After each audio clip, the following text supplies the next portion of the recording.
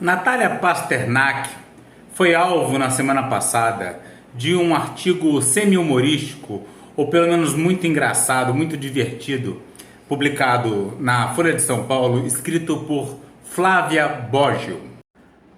Pasternak quer proibir doutores da alegria e quem fala, se Deus quiser, exagera a Flávia no seu título bem-humorado, mas que tem um subtítulo sério.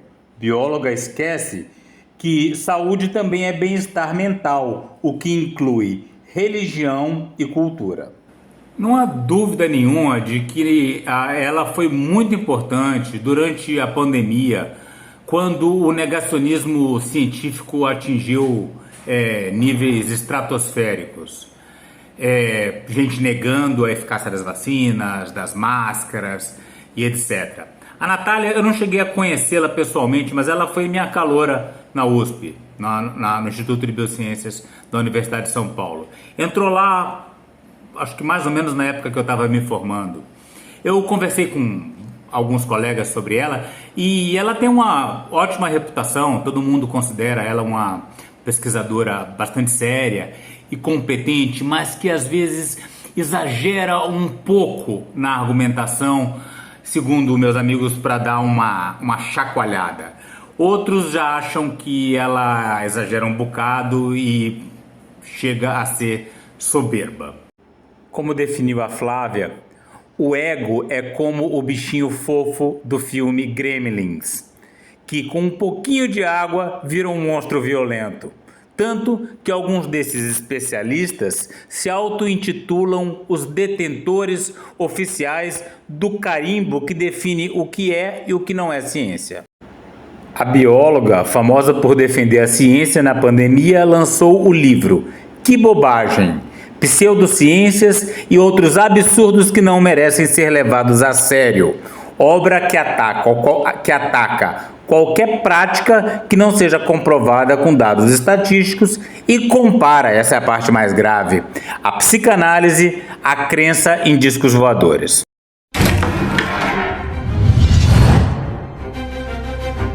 Eu fiquei sabendo do artigo da Flávia Boggio através de um vídeo do professor Paulo Giraldelli. Aliás, se alguém aqui ainda não assina, recomendo que assine, porque é muito informativo e interessante. E eu deixo para ele também a explicação do problema da crítica que a Natália Pasternak faz da psicanálise. Eu recebi aqui, finalmente, o livro Que Bobagem! E quando eu fui ler o livro Que Bobagem, da Natália Pasternak, eu disse, nossa, que bobagem! O livro se chama Que Bobagem! E ele tem um nome correto, porque a gente lê e observa a opinião da autora e a gente diz de fato, que bobagem. Primeiro que ela pensa que a psicanálise é feita para curar, é uma medicina. Mas a psicanálise, obviamente, nem mesmo a terapia baseada na psicanálise, tem pretensões médicas. Nas suas origens, por conta do Freud ser médico e por conta, da psicanálise ter se desenvolvido no meio médico, então há uma associação entre cura e psicanálise e terapia.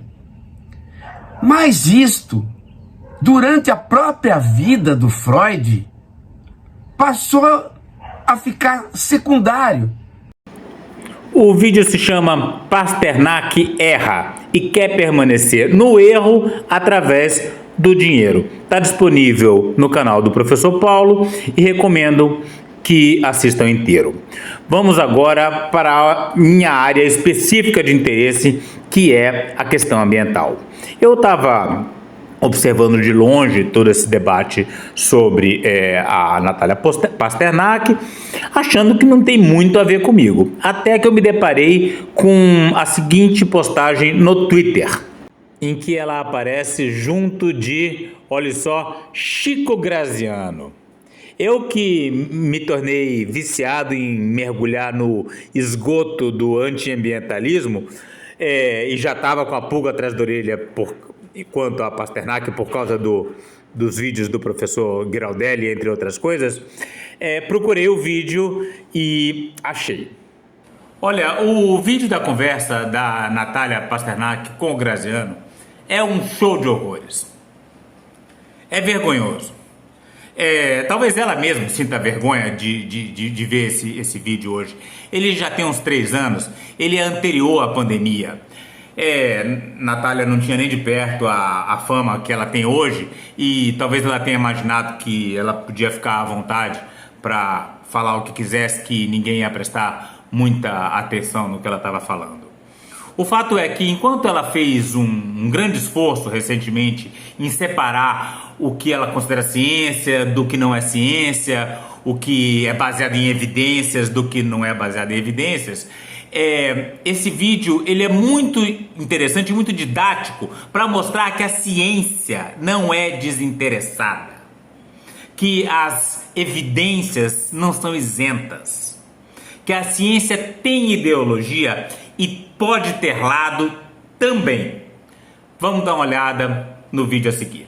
Natália Pasternak é bióloga e é professora da USP, a Universidade de São Paulo. Não, a Natália não é professora da USP e nunca foi professora da USP. Ela já fez pós-graduação na USP, ela se formou na USP, ela pode ter feito pós-doc na USP, pode ter sido pesquisadora ligada à USP, mas ela não é professora da USP. Pode ser uma bobagem, mas não é. Estamos falando de como a ciência pode ser manipulada. Tá? Então você dizer que é professor da USP te dá, porque é uma das universidades mais prestigiadas do país, te dá moral para que acreditem no que você está falando. Então a gente já tem um primeiro exemplo de como a ciência, né, e aí a gente está falando do nome da Universidade de São Paulo, pode ser manipulada. E, aliás, ser professor da USP não é garantia nenhuma de que aquilo que você está falando é correto. A gente tem o caso do Ricardo Felício, que era um professor da USP até pouco tempo atrás, até quando foi demitido, que é um negacionista climático dos mais convictos e proeminentes.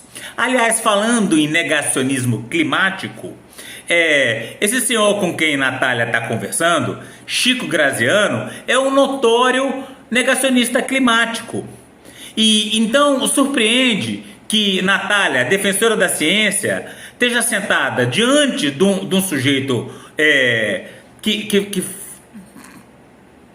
propaga ideias tão daninhas ao meio ambiente sem questioná-lo de coisa nenhuma, sem questioná-lo do seu negacionismo climático e que também é o negacionismo dos agrotóxicos, dos efeitos malignos dos agrotóxicos, como a gente vai ver na sequência. Mas vamos dar uma olhada primeiro no negacionismo climático do senhor Chico Graziano.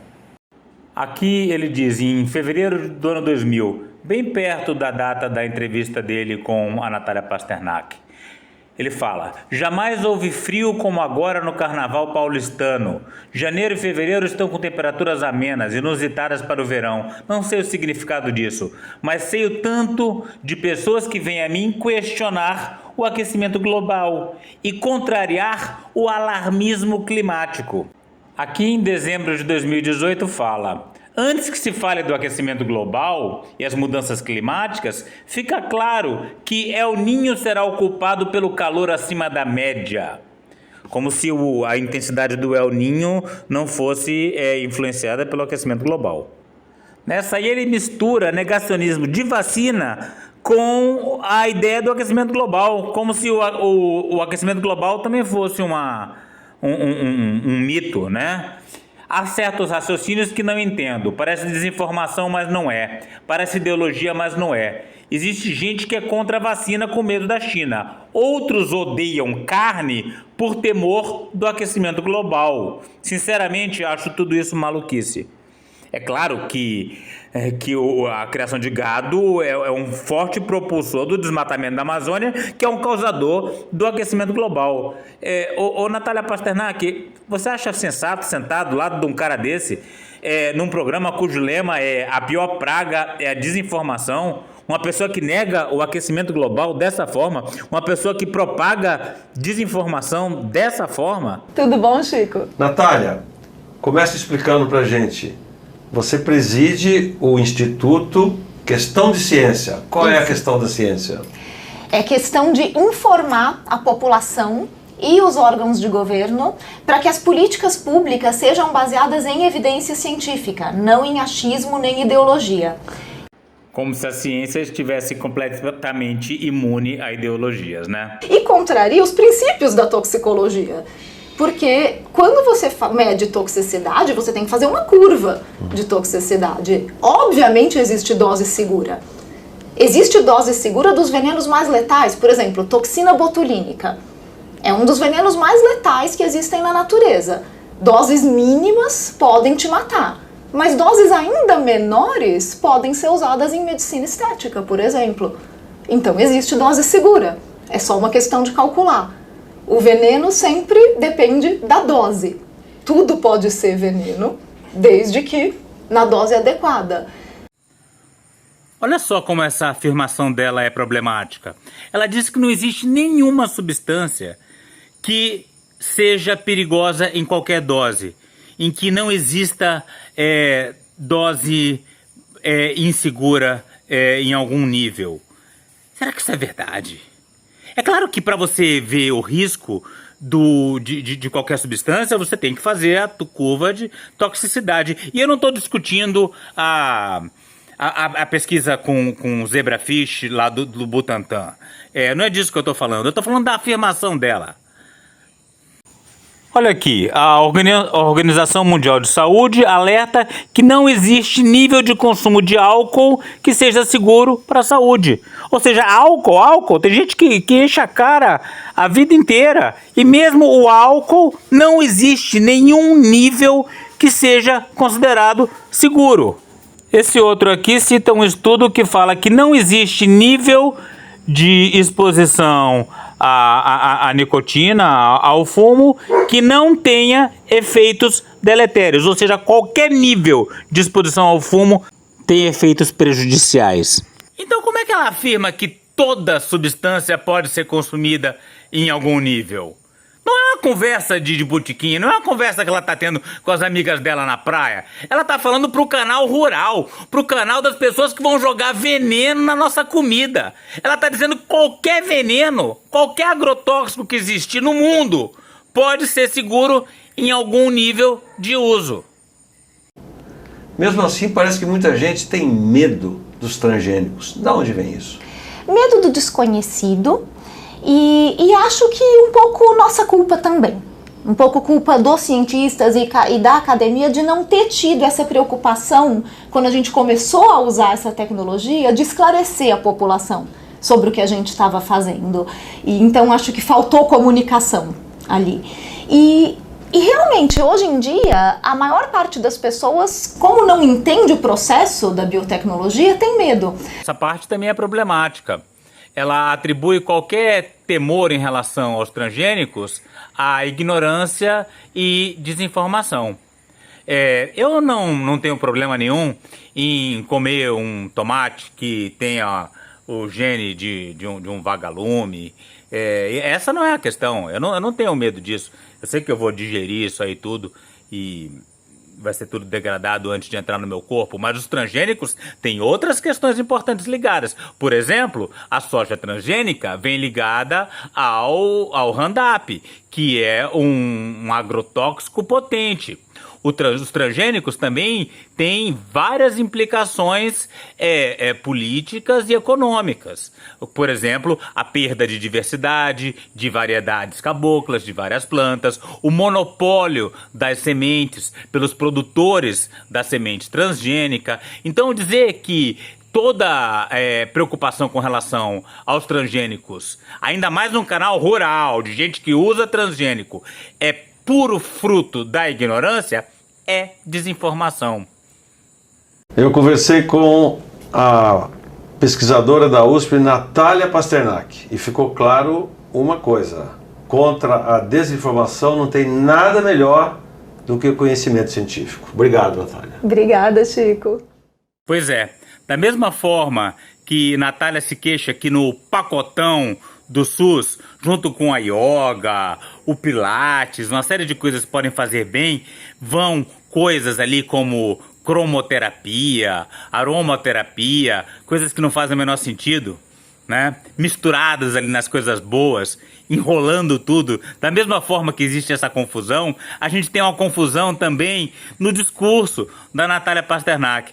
Quando você ouve a entrevista dela, 90% do tempo ela está falando coisas sensatas, mas ali no meio, o que tem? Você tem uma ideia de que qualquer prevenção, qualquer receio em relação aos transgênicos é fruto da ignorância. Porque ela poderia ter citado casos em que os transgênicos são maléficos pro meio ambiente e para a sociedade através dos efeitos dos pesticidas que vão junto dos transgênicos, das questões políticas. E ela também falou que todo agrotóxico pode ser seguro em alguma dose, o que não é necessariamente verdadeiro. Tanto é que a União Europeia baniu o uso de vários agrotóxicos. Não é que ela falou que tem que usar um pouquinho, não. Baniu completamente. Então, doutora Natália Pasternak, você está causando muita desinformação. E essa última afirmação do Chico Graziano também é falsa. Ele fala contra a desinformação, nada como o conhecimento científico. Eu diria mais, é importante também o conhecimento filosófico,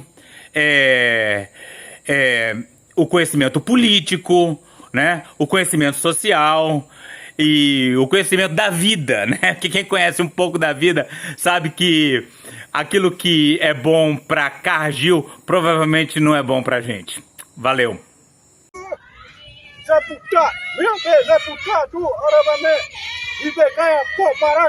Para saber mais e participar dessa luta radical pelos povos indígenas, a floresta tropical e a biodiversidade de modo geral, inscreva-se no canal, deixe seu like e comentário.